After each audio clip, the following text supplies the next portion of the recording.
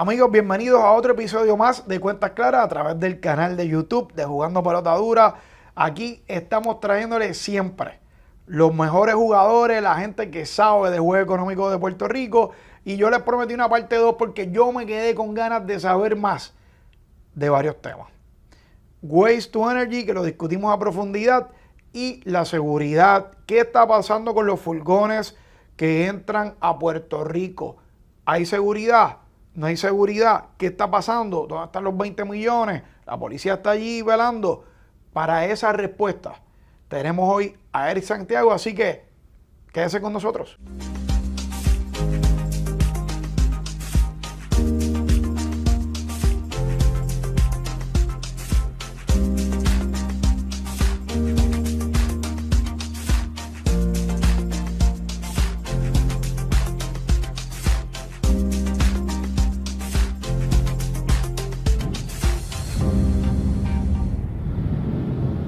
Amigos, aquí de nuevo en Cuentas Claras me encuentro con Eric Santiago en la parte 2 porque no podía quedarme con las dudas que me quedé en el programa anterior de esto de Waste to Energy, de cómo podemos con la basura bajar los costos energéticos del país y darle estabilidad al sistema eléctrico del mismo. Así que otro tema que quería discutir con Eric y no me dio tiempo y por eso lo traje acá nuevamente al estudio es qué ha pasado con los furgones en Puerto Rico. Aquí básicamente el 85, el 95% de todo lo que recibimos es a través de furgones que llegan importados de Estados Unidos, ¿verdad? Llegan estos barcos, se bajan allí en el puerto. ¿Y qué está pasando con la seguridad de esos furgones? O sea, ¿pueden entrar armas ilegales en esos furgones? ¿Pueden entrar animales depredadores, animales exóticos ilegales a Puerto Rico? ¿Pueden entrar personas ilegales a Puerto Rico? ¿Puede entrar droga a Puerto Rico? Medicamentos expirados, medicamentos que puedan funcionar como para hacer un compounding de drogas acá, fentanilo, ese tipo de drogas. Para eso tengo a mi gran amigo de la casa, a Eric Santiago, que estuvo, señores, para que ustedes tengan una idea, Baxter, Asociación de Industriales y Prisco. Así que si hay alguien que nos puede ayudar a entender un poco más el juego económico en las grandes ligas, es Eric Santiago. Muchas gracias. De San Germán, Puerto Rico. Muchas gracias. Eric, muy agradecido. Gracias por siempre venir. Yo te he sacado el jugo, como me dice Ferdinand, porque realmente tienes mucha experiencia, tienes conocimiento y lo que yo le quiero llevar al pueblo es que la gente entienda las cosas en arroz y habichuela. Seguro. Y dándote el tiempo para que tú puedas expresar precisamente lo que han manejado para el favor del pueblo de Puerto Rico.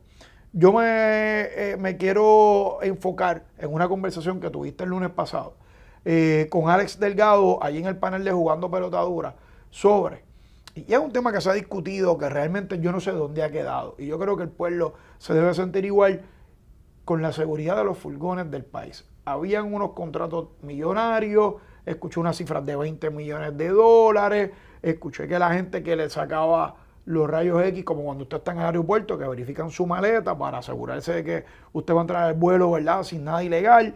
Lo mismo pasaba con los furgones. Está pasando, Eric. Eso está sucediendo, no está sucediendo. Le están dando seguridad a los furgones. ¿Cuál es el estatus? Los furgones tienen la seguridad visual de los policías o de los miembros de la seguridad privada que el puerto contrata para que la propiedad pública y privada pueda ser utilizada para hacer el comercio interestatal. Pero es un hecho que la inspección radiológica o la inspección tecnológica que se intentó o que se pretendía tener, eso no fue un ejercicio operacional por el cual nosotros los consumidores, a través de los precios de los productos que compramos que vienen a través del puerto de San Juan, puerto de Puerto Nuevo, pagamos una tarifa de aproximadamente $85-100 por furgón. El problema es este. El problema es que cuando tú ves el monto de lo que se paga, $85-100 por furgón, Eric, ¿qué representa eso en realidad en pecunio, en plata? ¿Qué representa eso? Te voy a dar la data.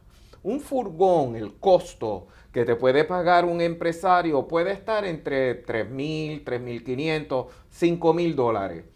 ¿Por qué esos números varían tanto? Pues uno, si tú eres un Econo, si tú eres un Selectos, si tú eres Walmart, si tú eres una industria farmacéutica grande, de alto volumen, Medtronic, Amgen, etcétera, tú tienes la capacidad de negociar precios de escala. ¿Qué son precios de escala? Pues que a mayor volumen te bajan los precios. Así que, pues, don Juan, que tiene un negocito muy exitoso. Una farmacia en la comunidad. Pero lo que te trae es un furgón de 20 pies, un furgón pequeño, y te lo trae una vez al mes. Y con ese furgón, él sobrevive el mes o hasta le da para mes y medio. Y hasta le da para él vender para adelante y mantener su negocio bien. Pues no es lo mismo un furgón a alguien que te trae 10 furgones a la semana, 20 furgones a la semana. Así que el precio por furgón varía. El valor del contenido dentro del furgón puede variar. Promedio se alega $35,000. No, puede llegar hasta los $200,000 fácil, dependiendo de las mercancías críticas que se traen. Así que cuando tú coges $100 y lo divides entre 35,000, no es ni un centavo de dólar, es pecata a la minuta. Y ahí es que está el detalle. Cuando empezamos a crear las expectativas de que el consumidor va a ver un impacto por la eliminación del costo de la inspección, en realidad no van a ver ese impacto, se pierde. Pues lo contrario también pasa. Cuando se hablaba del aumento en el costo del furgón porque aumentó ahora la tarifa de $425 a $480, sí, pero ese es uno de los múltiples elementos incluidos en la factura que hace que el precio total llegue a $3,500, a $4,000, y ahora esos $60 entre $4,000 se diluye y te baja a 1% o a 1.5% del valor del transporte, pero ni hablar del valor de la mercancía. Segundo elemento, nosotros del 100% de los furgones que traemos, los que devolvemos con mercancía, Dios quisiera llegar al 30%. Así que aquí en Puerto Rico se quedan un montón de furgones vacíos que hay que montarlos en el barco y devolverlos vacíos a los Estados Unidos. Así que cuando hablamos... Pagando por esa carrera. Ah, sí. Eso la línea Toad, Crowley, Trailer Bridge, National. Porque hay una quinta empresa, pero esta quinta empresa en el mundo de los negocios le llaman el Arca de Noé porque tiene una forma distinta. El diseño de la embarcación es distinto porque es principalmente para traer cosas a granel. Por ejemplo, alimento para animales o materiales de construcción a granel. Pero cuando hablamos de furgones, tienes la empresa National Shipping que te embarca de Houston a San Juan. Y desde Jacksonville tienes a Toad, a Crowley y a Trailer Bridge. Trailer Bridge fue recientemente impactada, lo de la barcaza que se encalla. Sí, que está en Bahamas, que tuvo los piratas básicamente que hicieron un su agosto con los bayones. Y no nos olvidemos que Toad sufrió el percance de la embarcación La Fortaleza cuando el huracán, lamentablemente, pues la tripulación entendía o el capitán entendía que podía pasar el huracán en vez de devolverse a puerto o no salir, y se hundió. Así que cuando hablamos de embarcaciones y cuando hablamos de trailers, estamos hablando de un volumen considerable de masa que viene.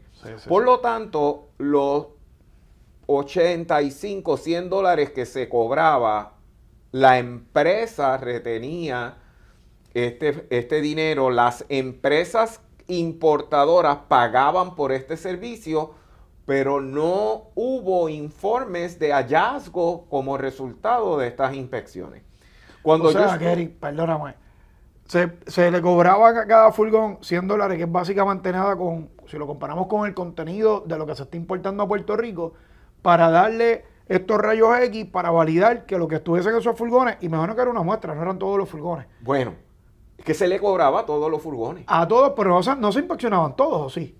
Pero es que se supone que se hubiese inspeccionado todos porque por eso es que se lo cobrabas a todos. Para mí esa es una duda porque recuerdo que decían no había la maquinaria suficiente para inspeccionarlos a todos. Pero ahí es que está el problema de definición del proceso.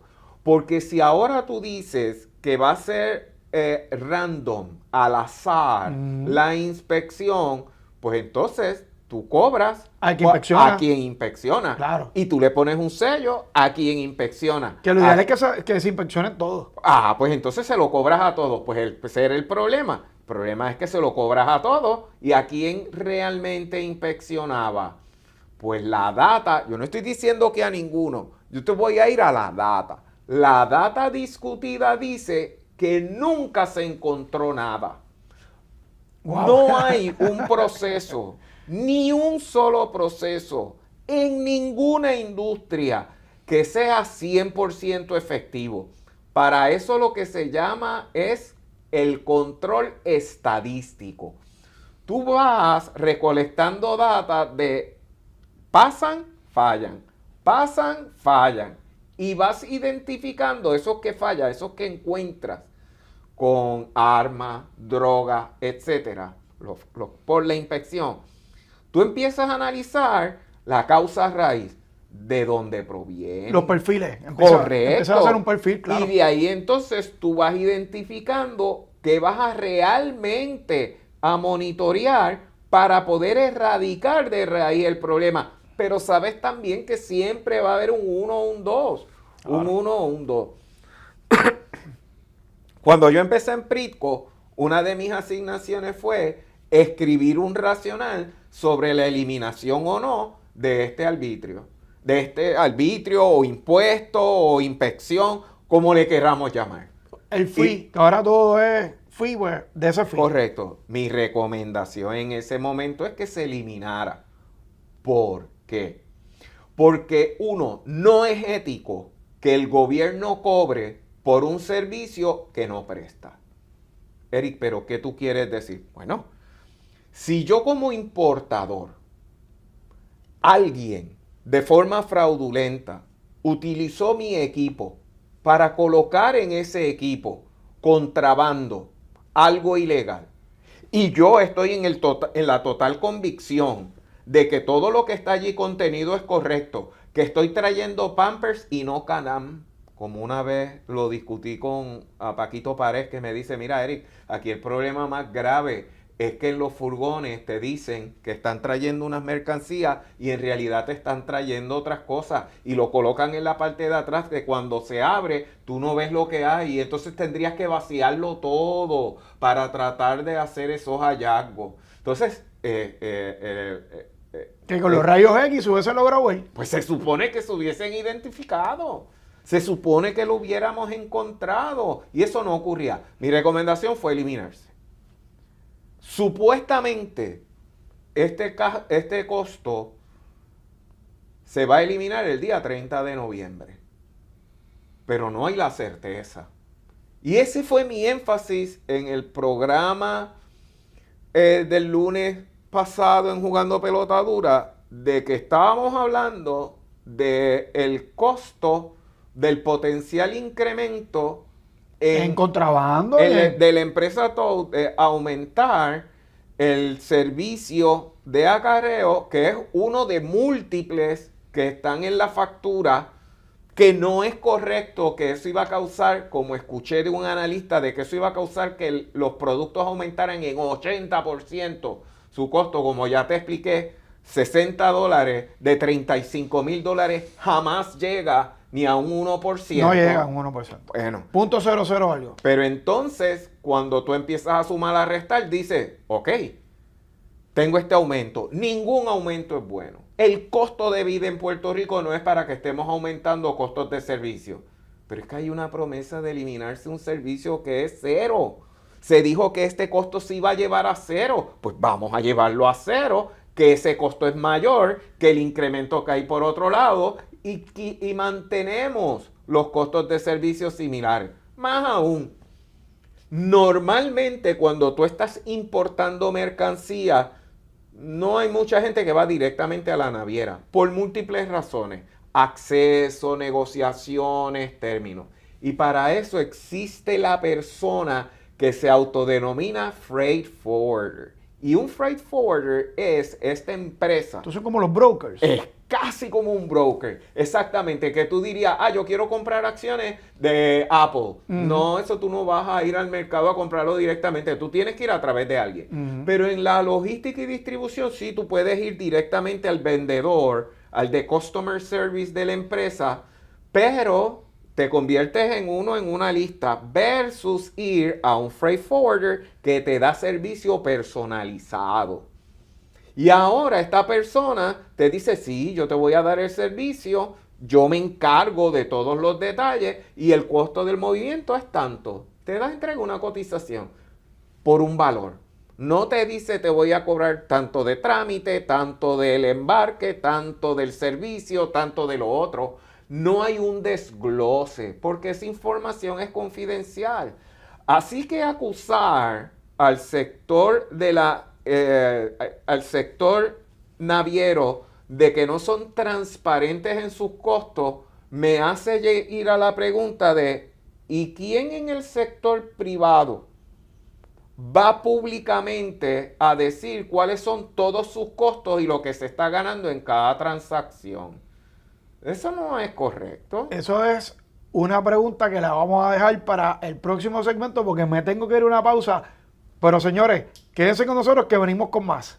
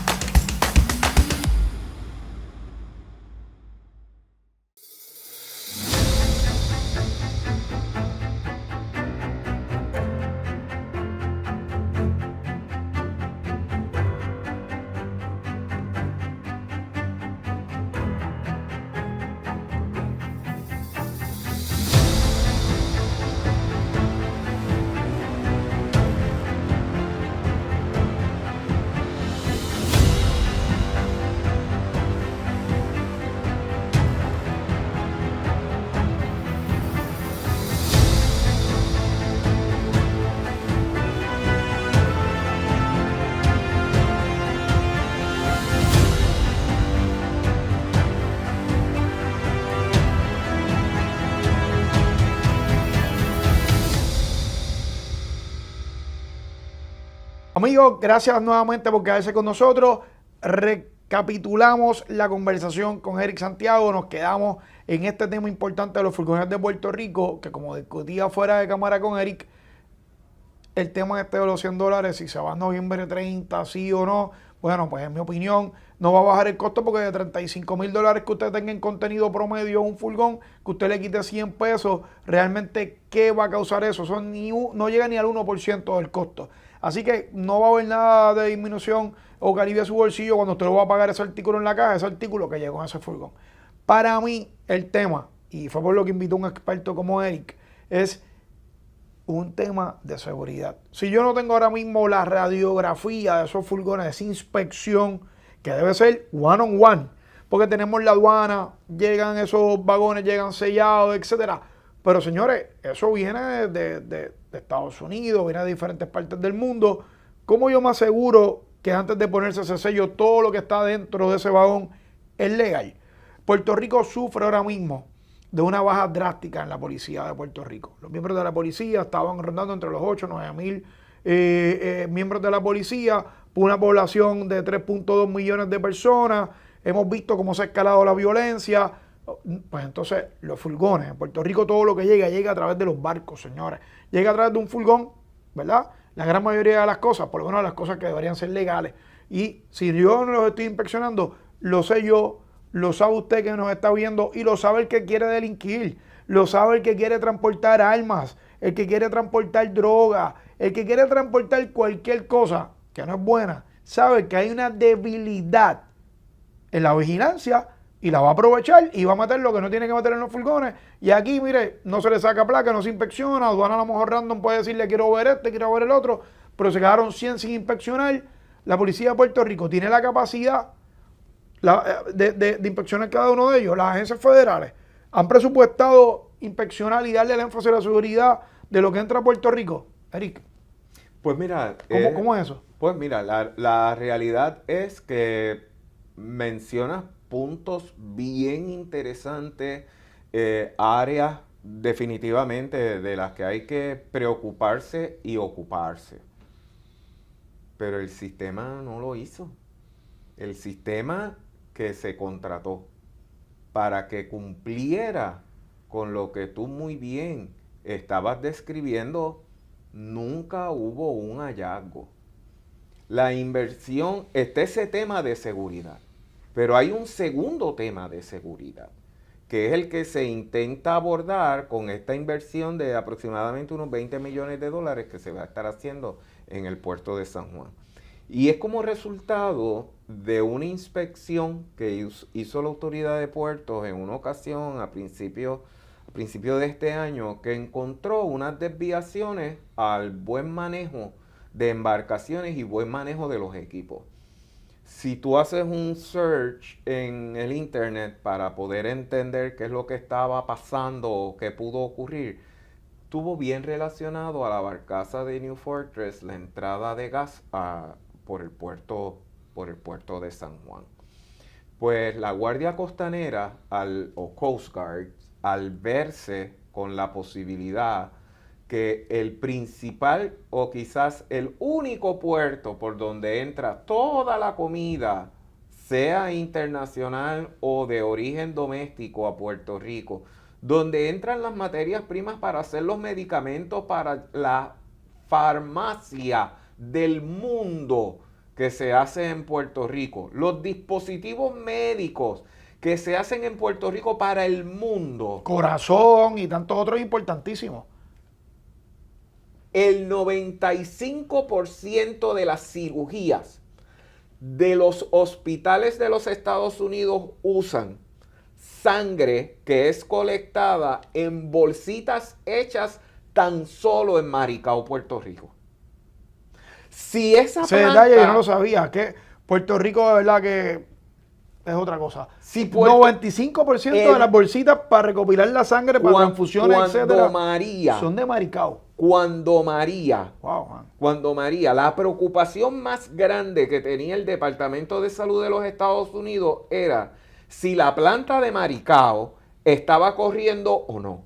Y hubo un punto donde hubo como dudas de si iba a haber diésel o no para correr la planta. Yo era el vicepresidente de operaciones. Yo planteé al presidente en Alemania, mira, existe este riesgo. Había una línea directa de Alemania a Chicago y de Chicago a Washington, D.C.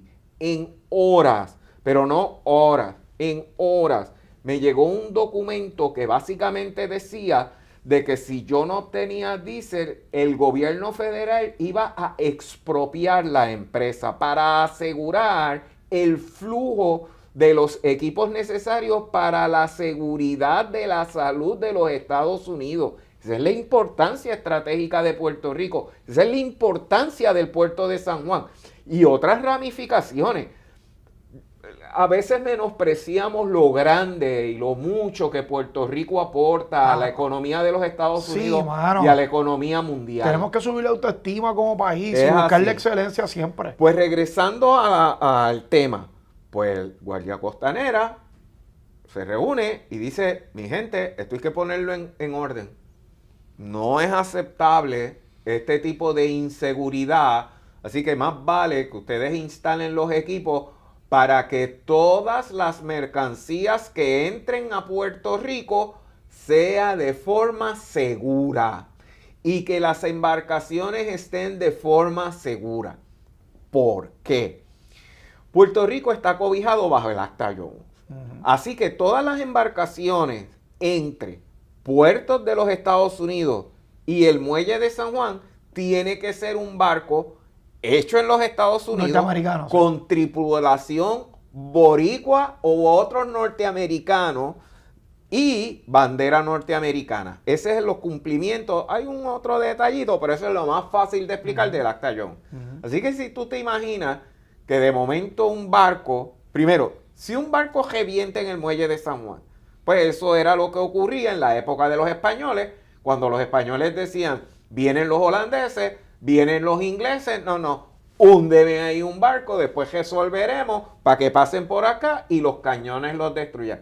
Nosotros no estamos en una situación estratégica de guerra. Nosotros necesitamos que esa bahía tenga el calado requerido para los cruceros y para los barcos de carga y que esa bahía jamás tengamos la duda de que no va a estar disponible para la actividad económica de Puerto Rico. De ahí viene la inversión. No obstante, hay que felicitar al representante Aponte, pasado presidente de la Cámara, que radicó una resolución, tiene el número 195 en la Cámara, donde el comité de veteranos, un comité de la Cámara iba a investigar sobre los aspectos de infraestructura, comercio, seguridad, etcétera. Así que yo entiendo que en la legislatura debe haber un buen depositorio de información y de allí debe haber buenas experiencias de aprendizaje de cómo manejar mejor el puerto de San Juan. Más aún, en el 2023 yo estuve en Washington, invitado por el sector marítimo de los Estados Unidos a visitar distintos congresistas. Y el mensaje que se estaba llevando era el siguiente: qué bueno que estamos recuperando la infraestructura en Puerto Rico. Qué bueno que se está apoyando el que el puerto de San Juan se modernice, que esté de acuerdo a los tiempos, pero no podemos parar la inversión en el muelle de San Juan. Necesitamos estimular que lleguen más empresas a Puerto Rico, claro, que hayan productos para exportarse desde Puerto Rico, que haya plusvalía, porque de esa forma, en vez de estar devolviendo furgones vacíos, en vez de tener gente, como lo vimos con lo del cierre, ¿sabes lo que es que un 40% de la población de Puerto Rico depende de la ayuda del PAN? Eso es alarmante versus decir no. Y esto fue un cierre de 44 días del gobierno federal, que ha sido el más extenso. Pero señores, fueron 44 días, eso es casi un mes y medio. Si se hubiese prolongado 90 días, este 40% que hubiese pasado, hay que ponernos a producir. Nosotros tenemos que crear aquí actividad económica para que en vez de que enviar allá el vagón vacío, lo enviemos con artículos puestos, hechos en Puerto Rico y venderlo en los Estados Unidos. Y aquí talento hay. Y by the way, la inversión que se está haciendo en el muelle, me enteré como seguimiento a toda esta información, impacta tanto a las empresas marítimas norteamericanas como las empresas marítimas internacionales. El ratio de productos que vienen directamente de Estados Unidos versus internacionales, un 75% es de origen norteamericano, un 25% internacional. Okay. Sabemos que el ferry de la familia González, de Néstor González, una familia extraordinaria, que manejan entre la República Dominicana y Puerto Rico e islas del Caribe, pues ya el volumen, como era antes, que era bien fuerte de manufactura, pues sigue siendo comercial, pero se ha movido a turístico. Ellos tienen su muelle, tienen su control, traen unas cosas. Sí, ellos van overnight, llegan a la República, tuviste allá a tu party y regresaste. Puedes llevar tu carro, puedes llevar básicamente un... Pero hay otras empresas que te traen de China, que te traen de Europa, etc. Hay que aclarar algo cuando hablamos de tratar de abrir el puerto de Puerto Rico al mercado internacional sin límite, porque eso va a bajar los precios. Eso no es correcto. Previo a todo este desastre que hemos visto de aspectos económicos y todas esas cosas, cuando hubo el problema de la pandemia, nosotros experimentamos que traer un furgón de China a América, meaning Elizabeth, allá arriba en New Jersey, o el muelle de Miami, o a Georgia, subió de $3,000 el furgón a $20,000 el furgón. Eso fue el primer problema. Segundo problema, las embarcaciones no estaban disponibles, porque China define a dónde va a embarcar. Puede haber una demanda, queremos traer productos a como dé lugar, no es así. Lo que se plantea es la posibilidad de que entonces un puerto americano esté abierto a que empresas internacionales compitan directamente con empresas norteamericanas estableciéndose en Puerto Rico como si fuera una jurisdicción internacional. Yo tengo un debate filosófico con eso. El 40% del presupuesto de Puerto Rico son fondos federales. Nosotros a duras penas pagamos casi la mitad del presupuesto de lo que gasta el gobierno. Y si nosotros pensamos que el gobierno de los Estados Unidos va a tener una derrama sin límite de fondos a Puerto Rico y que Puerto Rico no va a participar, no va a contribuir, porque eso de que no pagamos contribuciones, eso es otra reunión más, eso es otro programa más. Pero pensar que el mundo es tan flexible, no sé. No haría sentido en términos de negocio para Estados Unidos. Bueno, hay que también con pinzas y hablar con mucha propiedad. Islas Vírgenes Americanas no le aplica el Acta Jones. Así que cuando tú tienes un vecino fraterno tuyo que no le aplique el Acta Jones, tú inmediatamente te haces la pregunta, ven acá, ¿por qué me aplica a mí esta restricción y a ellos no? Sabemos la cantidad de habitantes que hay en Islas Vírgenes versus Puerto Rico, volumen de negocio, etc. Así que este tema requiere una profundidad bien amplia. No tan solo el tema de Acta Jones o no, uso de barcos de la Marina norteamericana. De reciprocidad, de términos de negocio, claro, ¿cómo? Pero sobre el tema de seguridad, que es el que me aborda, esa inversión había que hacerla. Más aún, ¿qué tiene que ver esto, Eric, con el tema que estábamos anteriormente de sacando basura? Pues hubo empresas que se encontraron con el problema de tratar de sacar furgones de materiales identificados como peligrosos. Eric, háblame un poquito más. ¿Qué es un material peligroso? Pues un material peligroso. Las baterías, por ejemplo. Más simple. Las redecillas que usan los empleados, que tiran al zafacón cuando salen de los cuartos limpios de producción, eso se considera peligroso. Los guantes de nitrilo que usan dentro de las áreas de los cuartos limpios, eso se considera peligroso. Las batas, eso se considera peligroso. Las inyecciones, las jeringuillas en los hospitales. Pero eso entonces, esa parte, que aprovecho algo para mencionarte que no pude comentártelo en el programa anterior. El desperdicio es basura por definición. Sí, pero ahí hay dinero. Y eso lo estábamos hablando en términos de energía anteriormente. En la empresa donde yo laboraba, hicimos un programa que generábamos $150,000 de ingreso mensualmente porque los tubitos, los remanentes del plástico se segregaba y se vendía de acuerdo a su categoría. Y eso era un programa de $1,500,000 al año proveniente de la basura. Así que cuando nosotros hablamos de sistemas de seguridad, controles en la transportación, segregación de materiales, identificación de oportunidades de negocio, O sea, esto aquí, el cielo es el límite para todo lo que se O sea, pueda hacer aquí en no Puerto Rico. aquí no debe haber razón para que Puerto Rico tenga un déficit económico. No hay una razón para que los municipios estén en déficit si hacemos los ajustes correctos, y uno de ellos es el Waste to Energy. Y mira cómo se saca $1.000.000 hasta de la basura. Eso es un renglón, a lo mejor tiene 20 renglones más. Yo sé que el tiempo aquí nos maltrata un poco, pero hay las opciones para buscar, para pensar en cosas diferentes.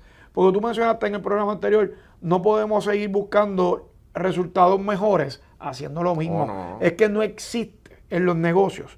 De hecho, en la vida personal aplica esto también. Usted, si quiere cambiar algo, usted quiere mejorar algo, usted, por ejemplo, quiere ponerse fit, se tiene que levantar temprano, hacer ejercicio, caminar, hacer sus pesas, comer más limpio. Si usted quiere estar de mejor ánimo, usted tiene que dormir sus 8 horas, se tiene que hidratar. O sea, usted no puede continuar haciendo lo mismo y esperar que las cosas cambien por sí solas.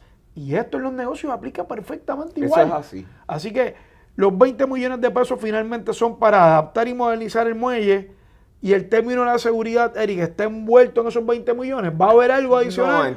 ¿O ahí estamos desamparados? No, yo no quisiera ser políticamente incorrecto diciendo que estaríamos desamparados. Hay su sistema, pero no al nivel que necesitamos. Las expectativas que se crearon con un sistema que a duras penas operó, y en realidad esperamos que finalmente se desactive ese cargo, y que si en un futuro realmente existe el mecanismo, porque hay una necesidad. No hay subasta buscando otra compañía que nos dé el servicio. No hay creo, interés. no hay interés de darnos esa seguridad de lo que entra a Puerto Rico. O sea, pues, no están las conversaciones. Tú que estuviste dentro, ¿verdad? Como director de Prisco, que era una pieza clave dentro del gobierno actual. El día que tú escuches hablar que hubo una comisión del sector privado y el sector público visitando Marsella, Barcelona, Hamburgo, Ámsterdam, que visitaron esos puertos, el de Portugal, que son los puertos de volumen alto de Europa, o que fueron a Shanghái, o que fueron a Hong Kong, que tú ves un mar de barcos esperando para entrar al puerto. Eric, ¿pero por qué hay que ir a ver? Pues porque hay que ir a ver la tecnología. Hay que aprender, hay que aprender de la gente que sabe. Pues seguro, o sea, ahora mismo, si yo quiero ver béisbol del futuro, pues sí, voy a ir a AAA Estados Unidos, pero voy a ir a Tokio. Porque ahora de momento tienes unos pitchers y unos jugadores espectaculares en Japón. Sí, pero ¿quién ganó en el 2016 el clásico de béisbol? Fueron los japoneses. Esos muchachos que ahora se ganaron la Serie Mundial estuvieron allá abajo disparando una pelota y ganándose el premio del mejor equipo mundial de béisbol. Así que tenemos que salir de la caja y del confort de pensar que con solamente visitar a Los Ángeles, a Elizabeth en New Jersey, Jacksonville, Miami, Houston. Bueno, no ignoremos algo, porque quizás soy un poquito pretencioso en la aspiración y se puede aterrizar más sencillo. Si en Miami hay un sistema de inspección que te recoge todas las mercancías que provienen de Sudamérica, que ese es el puerto clave, pues vamos a ver qué Miami está haciendo. Si es estadístico, que es decir, cojo una muestra representativa diariamente o semanalmente, y a esos son los que escaneo, le hago un tipo de inspección agresivo. Pues quizás ese es el modelo. Eso es mejor que nada. O ir al puerto de Los Ángeles, en California, que fue el que causó el cuello de botella horrible cuando hubo a principios del 2024, en inglés es disruption, en español sería un disloque de la cadena de suministro. Quizás sería ir más cerca, no ir tan lejos a Europa, ir a Panamá, al canal de Panamá y sentarse y aprender de los panameños, explorar cómo ustedes están inspeccionando los furgones que tienen que entrar o salir de la zona franca más grande del mundo, que es la que está allí en Colón, en Panamá. Entonces, cuando tú empiezas a mirarte holísticamente de las opciones que hay, pues sí, uno aspira a ir al puerto más grande del mundo. Volúmenes más altos. Sí, pero tienes cerca unos lugares donde puedes ver. Y lo manejan bien. Oh, y entonces es puertos norteamericanos que vas a aprender también si hay regulaciones federales que estén evolucionando o no y cómo ellos las están manejando. Y cómo de momento la inteligencia y el aprendizaje que ya ellos vivieron, cómo tú la puedes aplicar en tus procesos y es ganar, ganar. Y a eso es lo que Puerto Rico tiene que moverse, en cómo ganamos basado en las experiencias de otros. Eric, el tiempo me traiciona, esto merece una parte 3. Se me quedaron varias preguntas porque es que realmente es un contenido, señores, con una información precisa de cómo las cosas se deben hacer para mejorar. Aquí buscamos y aspiramos precisamente a llevar la información de negocios para que la calidad de vida del puertorriqueño mejore y la información, la educación es la herramienta correcta para que usted aprenda a tomar mejores decisiones en su vida personal. Esperamos que todas las personas que están, ¿verdad?, en la legislatura, nuestra gobernadora, nosotros realmente confiamos y aspiramos a que ustedes sigan trabajando por el bienestar del pueblo de Puerto Rico y teniendo una capacidad de generar política pública que nos ayude en estos temas y en los temas más importantes del país, como es la educación, lo es la salud, la actividad económica y el bienestar total del puertorriqueño. Así que, señores, gracias por estar con nosotros. Félix, te mandamos otro abrazo más y estamos próximamente en otro episodio más de Cuentas Claras. Disfruten el fin de semana. Pásenla bien en familia. Cuídense mucho, amigos. Señores, Jugando Pelota Dura se fortalece en el mundo digital. Y ahora que transmitimos solo por YouTube, miles y miles de personas se unen de lunes a viernes para ver nuestro contenido. Este canal está lleno de contenido de valor para que juntos nos eduquemos, informemos y entretengamos. Suscríbete al canal, activa la campana y únete a las miles de personas diarias que nos sintonizan por YouTube.